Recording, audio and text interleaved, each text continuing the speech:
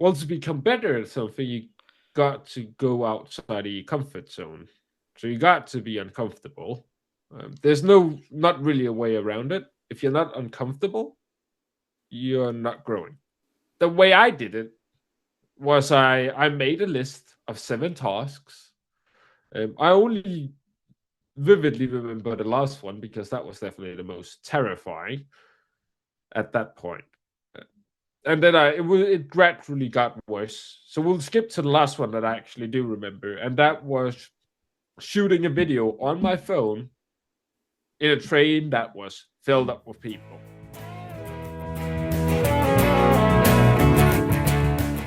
Welcome to Gratitude Geek. I'm Nesbitt-Rodarte, and this week I'm joined by entrepreneur, vlogger, and fellow podcaster, Pleman Rossau. Welcome. Thank you very much. I'm glad to be here. So, dude, you've recorded over 2,000 videos. I think I stopped counting at some point, but I've done the math a few times, and it's around that. Why did you do it? I started to learn that video is a great way to improve your communication. If you watch them back, you learn how you communicate and how you could do it better. So it was more of an exercise in making yourself a better communicator. Yeah, in the start it definitely was. So what did you learn then? Well, a big part of making a good video, what we think is a good video, is learning to like our voice, how we look, all of these things. Because it's pretty much just your own reflection with audio on top of it. That was probably my biggest takeaway along that journey. Okay, dig into that. More of, that my first video, I didn't like it very much. It sounds, first of all, I didn't like how you speak, how I spoke. I didn't like how I looked. It was kind of like, ew. And at one point after, this is like my first on-camera video. I've done like gaming videos stuff before that at this point, so I was a little bit into it. But like the first video being in front of a camera, I probably made it a little bit over 50 times. I remember the number 50 very vividly. I can't say if it's 53, 55, but it was 50 something. And then it was just, this is good enough. So you made the same video 50 times? Yeah. Was it a short term, like a 60-second video? It was like a video testimonial, actually. So it's around 2 minutes. Okay. And so you were making a testimonial for somebody else and you kept second guessing the quality of the video. Yeah, and then, I had like a nice script in the start. I was like, I want everything scripted out because then you know what to say. It's, for at least me personally, remembering a script isn't the easiest thing. And at that point, I wanted the video to be so-called perfect, which is not achievable. Doesn't exist. I wanted the script to everything, the tonality, everything on that to be perfect.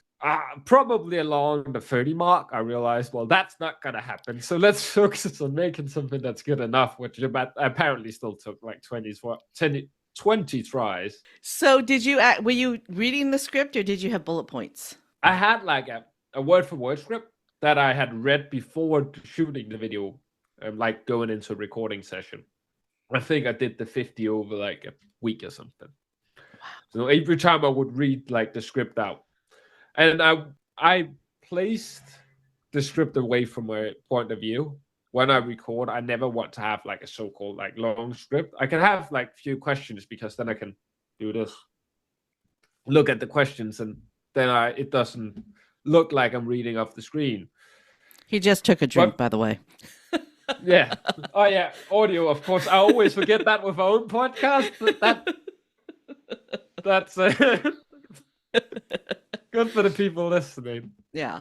Your second video then didn't take 50 takes. No, I definitely didn't. Probably more like, I think from like 1 to like 20 at that point, it took 10 takes a piece.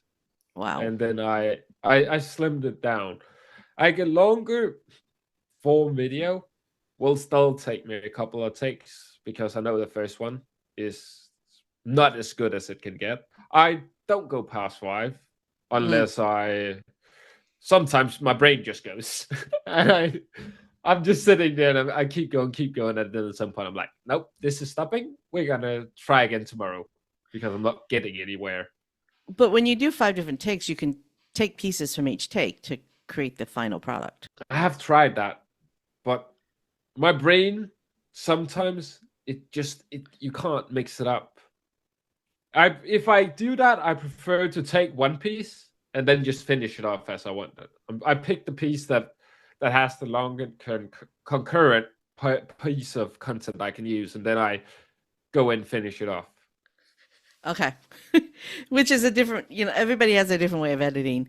All right. So you mentioned brain. So let's talk about psychology. You told me that you really love psychology and how the brain works. Oh, yeah, definitely. That sounds like a topic you want to talk about. So what has your research helped you? How has your research into the brain helped you as an entrepreneur and a video maker and a podcaster? First, it's just understanding how your own brain works, so you can be more rational in how you react with certain things. And also not beat yourself up so much for doing certain things, because you can understand and you see the reasoning for it. So that's a big part of the research. And when it comes into content, it's good to have an understanding of how the brain works, because you want to impact another person. That's why you're posting. You want to have an impact in some way. So how do we have the highest chance of leaving the impact that we want? We are recording this in early July of 2024. And there is a lot of news going on in the world right now, in Europe and the United States, that is to the point that you just made about understanding how the brain works. Something that is happening in these 24-hour news cycles is that they are talking in bubbles. The psychology behind it is really interesting, because I'm an American, you're a Dane. Dane means he's from Denmark. So, Thank you. So we have different bubbles that we live in, different paradigms that we live in. And it's just, I don't know if it's true on Danish television and in Danish news, but here in the US, they just regurgitate the same. It doesn't matter what channel you're watching. It's the same story over and over again, even when that story has been proven not to be true. The reason I'm bringing this up is the psychology of it. So, they had a big news cycle in England this week, and they had a big news cycle in France this week politically. I mean, there's a lot of political upheaval going on in Europe and in the United States, and the news isn't doing it any justice. They're not covering it well because they are in this psychological bubble. So based on everything you know, and as a marketer, because politics is marketing, how would you fix that? How would I fix it? Coming at it from the business angle, not the politics angle. Well, politics need, like, the thing that politicians always talk about is accountability, but there's nobody holding them accountable. I often give the overly extreme example of one solution that can fix it, and that's an old way that did politics in Sparta. You had 2 years, and after 2 years, the people decided if you get to live or not. The politicians would do a lot better job if we did that. I think we can give him 4 because nothing happens in 2. So that's my. Oh my gosh, Spartacus! I am Spartacus. But you are absolutely right. If they didn't do a good job, and the people could decide whether or not they lived or died, they would do a better job. That's for sure. They would no longer be paid for by big pharma or corporations. They would actually be doing the will of the people. The thing over here in Denmark is, if you're like elected as like a minister of defense or as the head of the country, if you are there for 100 days, after that 100 days, you can do whatever you want, get thrown out of office. You're going to get a pension that you can live like a comfortable life. More than I think like the average person makes. So after 100 days, you're set for life. You can do whatever you want. Really? Well, that's not fair. So basically, you only have to do your job for 100 days, and then you can do whatever you want. That doesn't. Technically, government is so screwed up. It doesn't matter what country you're in. No country is run well. Can you think of one country that's actually run well? No. Not right now. No. I think that is the simple solution when it comes to it. Because I if don't think that's like a practical solution, though. Honestly, can you see that happening? yeah, man, I know it's a bit overly extreme. Probably not going to fit into the modern world. But when you think about it, it's the same if you never teach a kid like consequences. They're going to be wild. Yeah. That's just naturally how our psychology behaves. If nothing hurts, then we're going to keep pushing the boundaries until something does. Yeah. That's true. Actions do have consequences. And you do kind of have to teach, like, it's an instinct as a parent not to let the kid touch the hot stove. But until they touch the hot stove, they don't know that it's hot. Yeah. You And know, I thought of a more practical solution. And this is another one that I like over here in Denmark. That to be elected into office, you had to work a normal job for a certain amount of time. Because most of them have no clue what's going on. yeah. Like let's say 3 years, 4 years, 5 years, you have to work a regular or your own business. You have to do something in the work market. You just can't read books. Yeah, well, you really, to be good at anything, you have to have some sort of practical experience doing it. Like Yeah, if you want to coach basketball, you have to have played basketball. If yeah. you I wouldn't hire a basketball coach that hadn't. yeah, you have to actually understand, because they understand what happens in the locker room when the coach isn't there too. And then you can when you can identify the leaders on your team, even if they're not the quote unquote captain of the team, you can see the leaders on the team. You can see the people who the other players gravitate towards. Then you know that that's the player that you have to have on your side. Like, and that is Yeah, the same in business. It's not. I don't know anything about basketball. I don't know how we got to the basketball conversation. It just came up, right? But when you are, do they even play basketball in Denmark? a little bit. It's not big Yeah. over here at Okay, all. so let's take it into the boardroom. So when you are a business owner and you have a team, there is somebody on your team that everybody loves. Well, that person that everybody loves has to be in step with your message and your vision for your company, or you're in trouble. Like, you got to identify the person that everybody else respects, and the two of you have to be lockstep. What do you think of that? I think that couldn't be more true. Let's explore this in terms of communication and psychology. How do you win over the most magnetic person in the room? How do you get them on your side if you're a leader? You you showcase them that you are willing to put in as much effort as they are. In most situations, the reason why everybody likes someone is because they are very helpful. That's what I've seen, and they put in the effort. Nobody likes somebody that just slacks it off. And then, don't forget to take the time to have those human conversations. Like, talk about your interest and just have a relaxed conversation that's not necessarily about work. Everything doesn't have to be about work, work, work, work. Yeah, that's true in any situation. I'm a frequent chronic networker. And I will oftentimes have a conversation with somebody, and at the end of the conversation, they'll go, "What do you do?" It's because I'm genuinely interested in finding out what all about them, what they do, what makes them tick, what they love. And sometimes we'll have an entire conversation and business won't even be brought up at all. But guess what? We're now friends. And what happens when you're friends? You have the no, like, and trust, right? I mean, Yeah, that's pretty universal across the globe. You got to know somebody, you got to like them, and then you can trust them, right? It doesn't come trust no like, or like trust no. It's no like trust. So you have to know each other, which is where communication comes in. exactly. And when it comes to working with other business owners, like, nobody started their own business to talk to people that they don't like. That's one of the reasons why they started the business, not to do that in a lot of cases. So I think that's where comes in so much, because in like a regular boardroom situation, big corporations, enterprise level, people are going to be put in a room that don't like each other. They have to just figure it out. They're not going to be more efficient. They're going to be less efficient because there's tension there.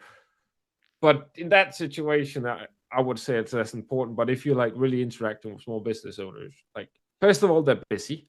Second of all, as they don't want to speak to people that they don't want to do business with, and they can't see themselves having a genuine conversation with.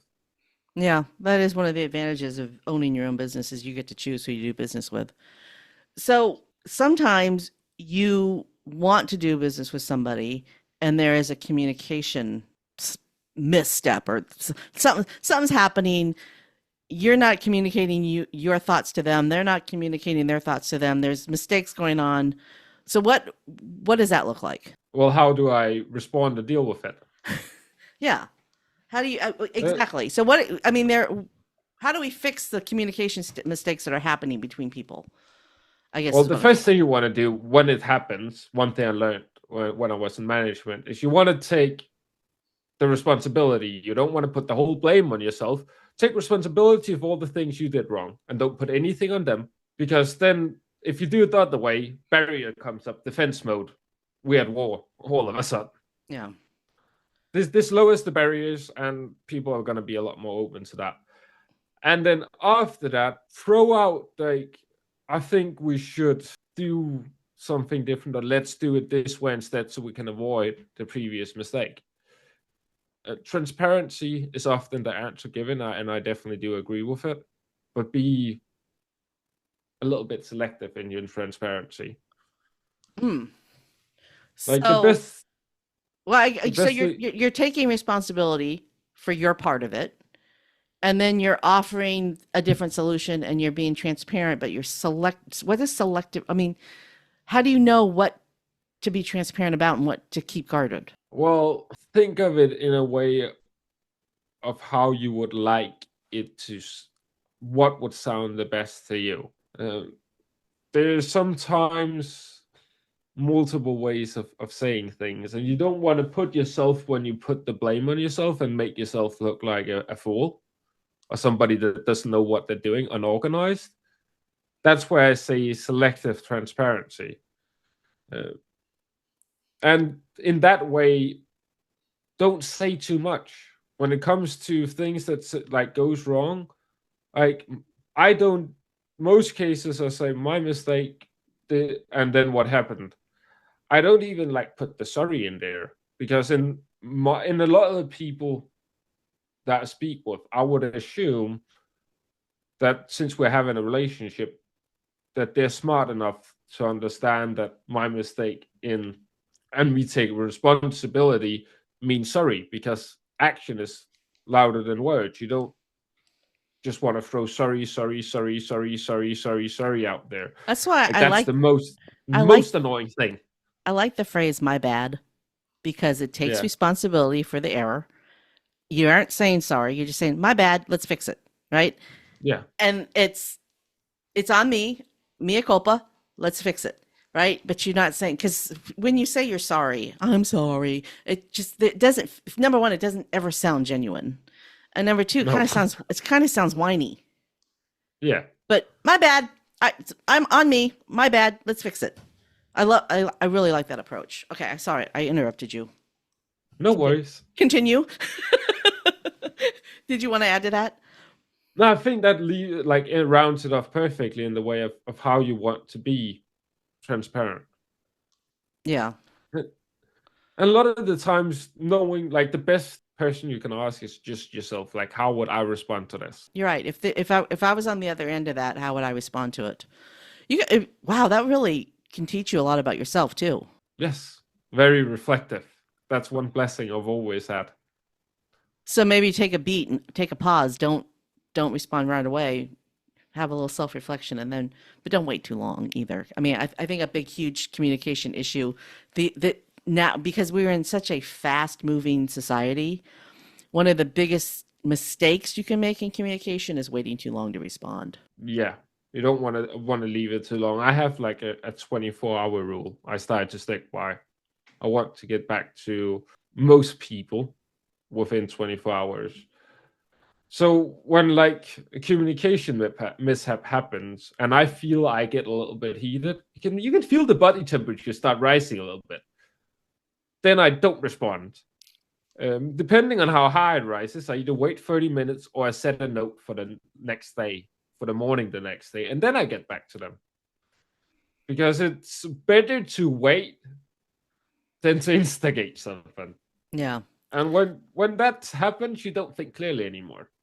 I recently switched over to using Gmail instead of Outlook for my email client. Gmail has this snooze button on an email. If you get that feeling that, oh, I'm upset about this, snooze it. Snooze the email till later.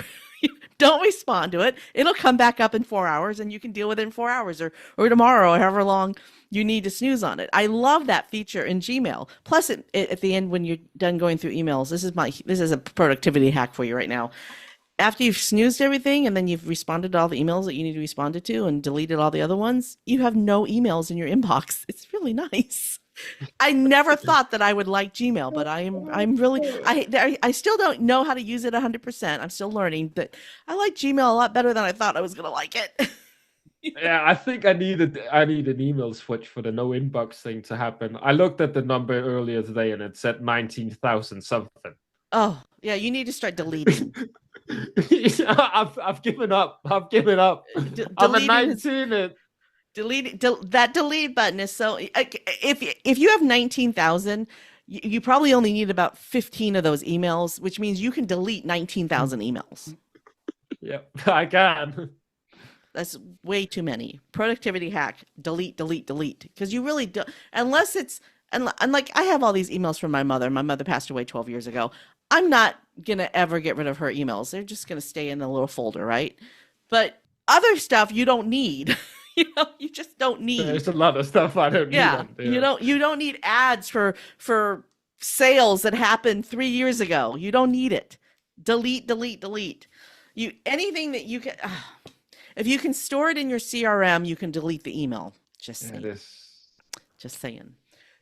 And Go ahead. Start doing it before getting 19,000 emails to the people listening and watching. Because once you're 19,000, you're just like, yeah, I don't think it's going to happen. So here's what I did. I didn't have 19,000. I had 4,000 or 5,000 emails. Here's what I did. I sorted by date, oldest to newest, and I went to the oldest email and I just started deleting. And then when I found an email that I thought I probably have 10 or 15 emails from this person, I would sort by that person.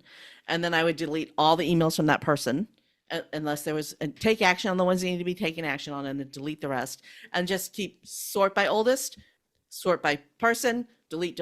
And that way you can get rid of all the advertisements really quickly. Like if you got 100 ads from somebody, you can like do a search for that person's email, select all, delete, right? And if you can get that from 19,000 to 1,900, wouldn't that feel good? It was. Here, there you go. How to clean up your email inbox.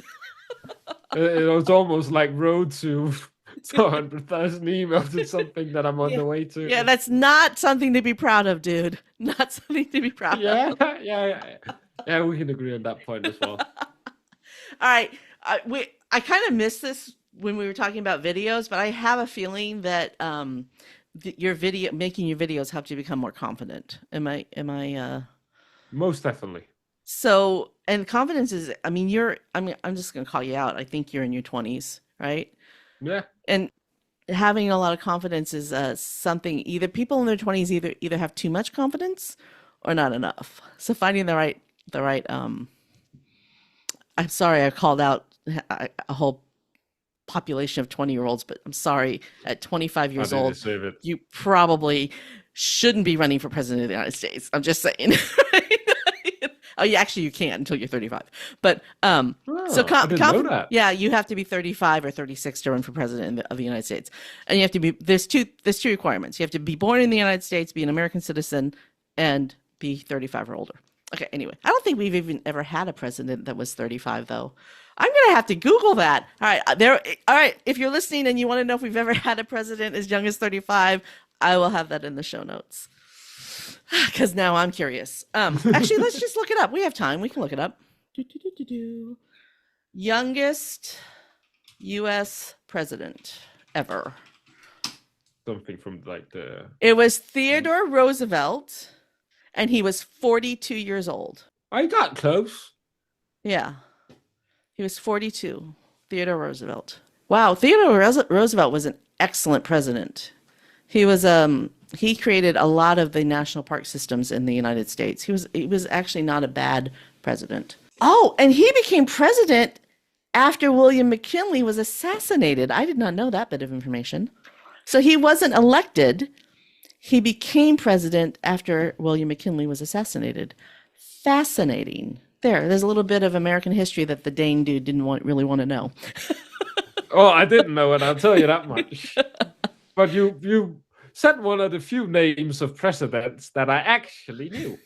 Teddy Roosevelt. Yeah, like I don't think I know any Danish presidents. Do you have presidents? Or are you prime minister? Prime minister. See, I didn't. We have I didn't a king even. And a queen. I didn't. Well, I knew you had a king and a queen. And they're probably descendants of Queen Victoria, right? Probably. Probably. Good. I think all of the royal families are descendant of each other at this point. It looks like a good just breathing with each other. So funny. Okay, so let's come back to this confidence thing. I'm sure the videos helped you become more confident, but if you're struggling with confidence, how do you find it? How do you find the confidence? Well, to become better at something, you got to go outside your comfort zone. So you got to be uncomfortable. There's not really a way around it. If you're not uncomfortable, you're not growing. Exactly. So the way I did it was I made a list of 7 tasks. I only vividly remember the last one because that was definitely the most terrifying at that point. And then it gradually got worse. So we'll skip to the last one that I actually do remember. And that was shooting a video on my phone in a train that was filled up with people. And everybody was going to be, who the fuck is this guy? Especially in Denmark, where you're not supposed to think you're like, we think Americans are extremely obnoxious and almost to the point of rude a lot of times. So over here, I'm not disagreeing. That's like not really, especially not at that time, wasn't really a thing.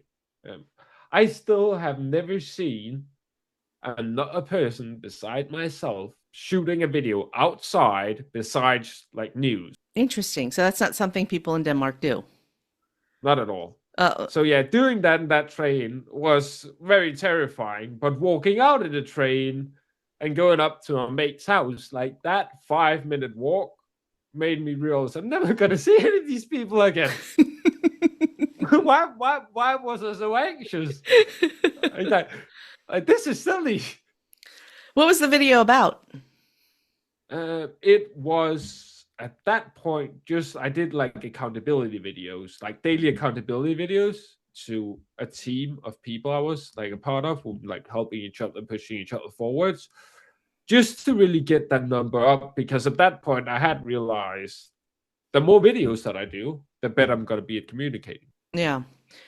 The thing about video is that you can edit them, but you also are being your true authentic self. It's not like, video is an interesting medium. I've been posting videos on YouTube for 15 years. I think my first video was in 2008. And my very first video I recorded was grainy and green and awful quality. I told a joke about, I told a joke that was supposed to be like an icebreaker kind of thing. And I left the video. The video is still there on YouTube, even though my video quality and everything is so much better now, but it's there so that I always remember where I came from. The first channel that I made, that was one of my friends. This has been probably 2010. So I was very young. So we were just filming, like one of us was playing the Xbox and the other person were just sitting with their phone like this, like holding the phone up and just recording like the TV. And then it was just me and him speaking. Those videos are not up anymore. I did remove them or made them, I think I made them private, but I can't remember the login details to the channel or anything. I can see the channel name. Partly I'm like, that'd be great to have him. There's a few other videos of when I did like gaming videos on my PC. That was before that whole 50 video take. I haven't dared to watch them in like 3-4 years. Well, no, 3-4 in like 5-6 years at least, and they're like 9 years old. So audience, you're about to learn something about Candace that you didn't know. I actually really enjoy watching content creators create video content about video games. I watch content creators playing video games on YouTube. Yeah, I enjoy it as well. And I'm always fascinated by what possesses somebody to actually do that. I mean, there are some content creators who make really good money making these videos about video games, right?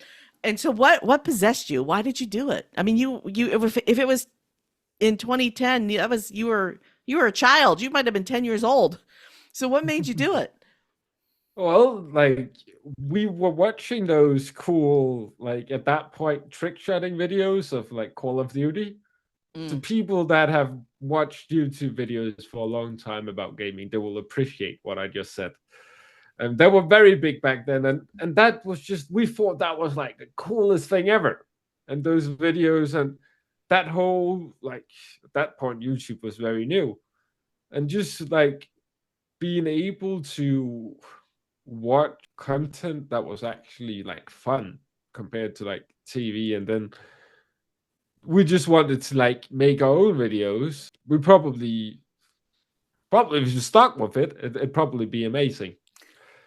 At that point, they definitely they wasn't good. They were not gonna go anywhere. Well, if you're using your phone to record a TV console, yeah.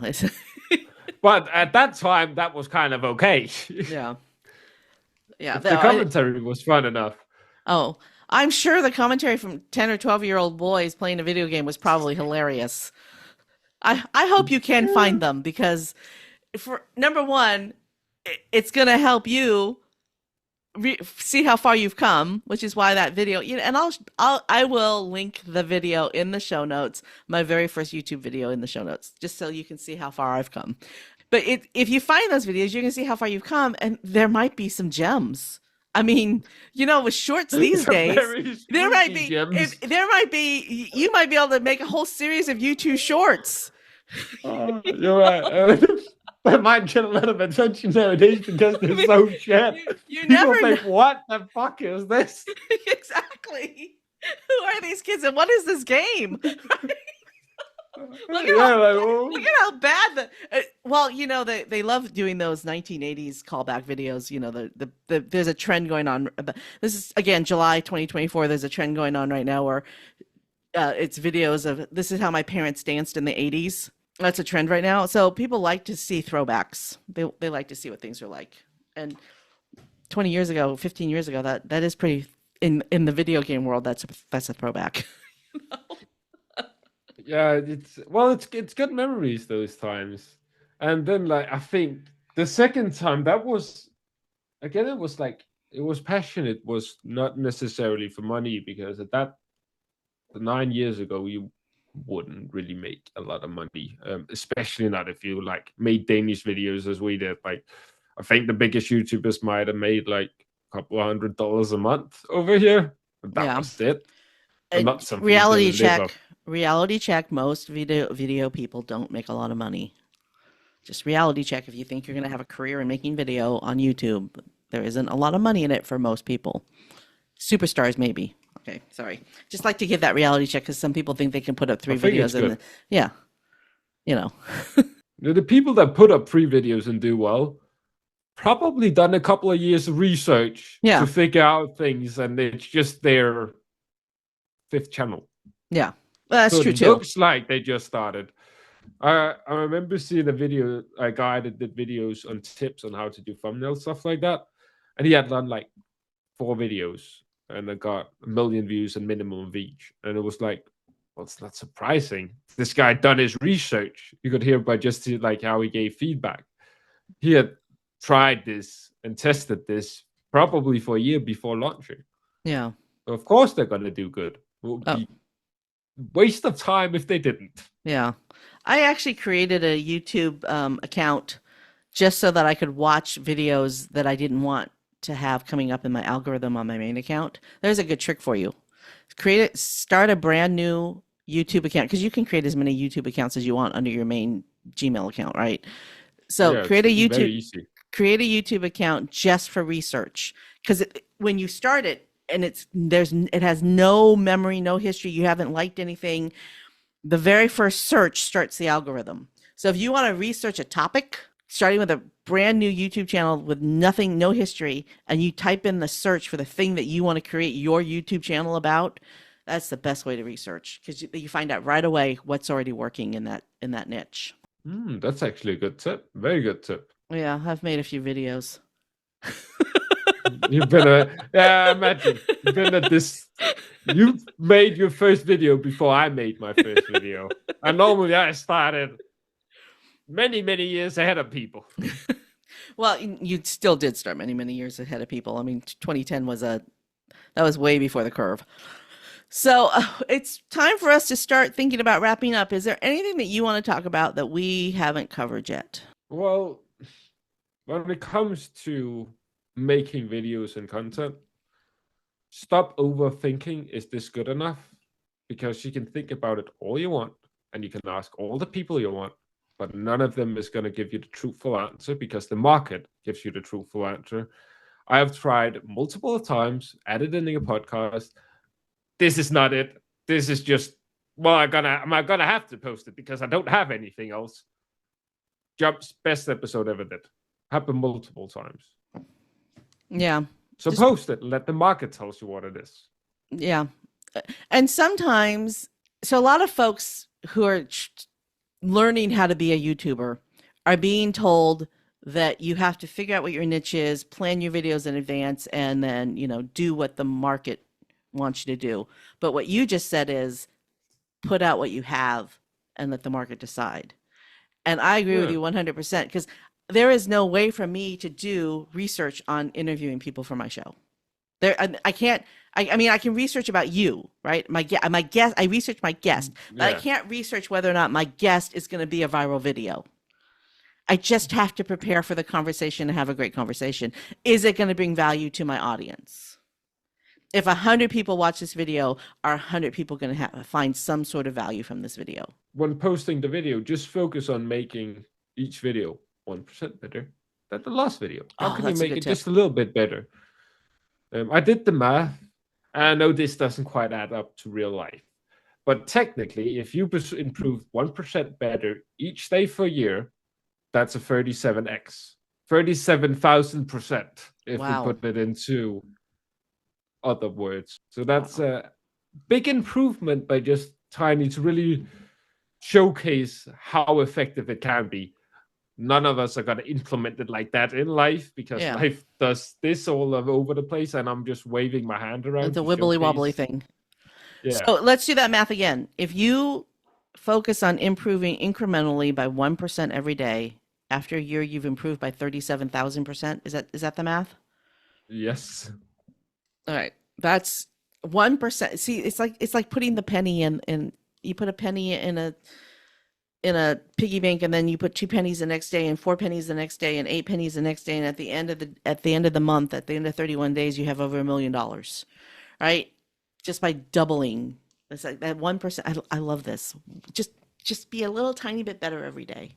And does that mean that you can't ever go backwards? If you want to have a day where you're just mad and you don't want to do anything, and you don't even want to make video that day, is that okay? Yeah, it's okay. But build up a system so you can take a day off. Yeah. And you're still consistent. Yeah, but if you have a system in place, you can have a bad day. Yeah, exactly. Yeah. I do want to correct my math. It's 3,700%. It's 3,700. not 37,000. It's only 3,700. Not quite 37,000. 3,700. Still a big number. That is still a big number. 3,700 is still a huge number. That's pretty remarkable. Okay, so you told me that you want to make a positive impact on as many people as possible. What does that look like for you? How would you know that you've accomplished that? Well, the only way you can really know you are on the process of accomplishing that is getting the feedback from people I really appreciate. And people that actually take the time to write your message. That amount of effort, because of how lazy people are, actually means you had a pretty big impact on the person for them to reach out and say that. So responding to feedback that's excellent advice. That's the only way you can only trust if you help the person or not if they say so. No number is ever going to tell you that. What happens if you've gotten a bunch of feedback over the course of a few years, maybe, and you've not been good at responding to that feedback? Is it too late? I wouldn't necessarily say you're going to get anything from going in and verbally typing it out, responding to the feedback. At that point, it's probably they're going to think, like, what comment is that? They might have a laugh about it. And you, of course, are going to get the notification to pop up in their feed. So in that way, it is valuable from a strategic standpoint. But in terms of a personal level, it's a completely different thing. Because helping a person doesn't become any less powerful if it happened 2 years ago. It's still helping a person. That's true. That's the thing about YouTube that's different than any of the other platforms, is that there are videos that you have out on your YouTube channel that might be 10 years old, might be 5 years old, and people still see them and they still comment on them. Whereas all the other platforms, the stuff disappears and you don't see it. Yeah, I have like a shoe review video I did 4 years ago, I think 4 or 5 years ago. And it's consistently done this. It sits on 11, I think it's 11,000 views or something, but it has a consistent tick going curve, and it hasn't slowed down. It's just, it keeps on keeping on. And it's a shoe. Yeah, I'm just talking about a shoe for like, I think it's a 6-8 minute video. How interesting. Is it a shoe that's still made? I would assume so. I think they still make this was like just when it came out. And they still use the sole as far as I know. And the sole has also been adapted to a lot of other models. And all of them kind of originate from that line. So they all have the name that the first one has, because the name was just, the sole is called, I think it's ST, if I remember correctly. This was just called ST1. So everything that has to do with ST, I imagine Google and YouTube knows is smart enough, is related to this ST1 thing. Interesting. And there are the videos that I have that get views every week, every day, are from 10 years ago when I started my breast cancer journey, and I just shared what I did and what helped and what didn't help and what my experience was. And I get comments, thank you for posting this video, I'm about to have this procedure done, or how you still doing? And it's really nice, the comments that come through for something that you did 10 years ago. It's really, really nice. So yeah, you don't get that. That's why I'm a fan of YouTube. You don't get that kind of feedback. I mean, they disappear on every other platform. The videos just sort of disappear after a while, but on YouTube, they have sticking power. Yeah, if you video doesn't pop, or a post doesn't pop on when it first hit every other platform, there's not really much hope for it doing anything at any time. If it pops and goes viral, they can keep it on. Yeah. But that's not a lot of videos that get to that point. But YouTube, all of a sudden it will start picking up. That's happened. Especially if you like go in, like change the thumbnail title, a bit of the description. Then it's like, oh, maybe I should show this to some new people, because then YouTube knows, okay, we're trying to maybe target some new people. You never know. And this is really silly. I took a video of my husband making scrambled eggs with chopsticks. It was his birthday and it was Thanksgiving. I mean, his birthday falls on Thanksgiving every 4 or 5 years or so. And it was his birthday, it was Thanksgiving, and it also happened to be the first day of Hanukkah. It was all those things all on the same day, and he was making scrambled eggs with chopsticks. And I just posted the video and just put it out there. Nothing. And then like 5 or 6 years later, it went viral.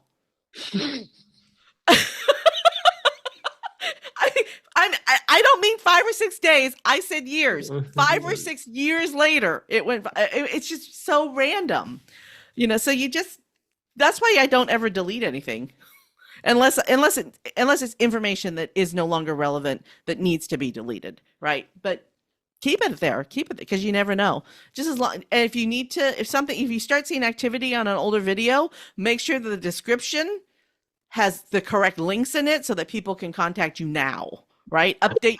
That's a good idea. Update your links within the description of the video. But yeah, there you go. YouTube 101. All right, we need to wrap up. So this is your moment of gratitude. For whom or what are you most grateful?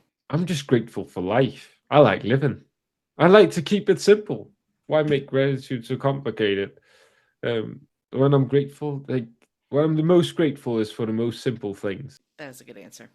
Thanks for tuning in to Gratitude Geek, the podcast for grateful micropreneurs building genuine, lasting relationships with clients, colleagues, and community.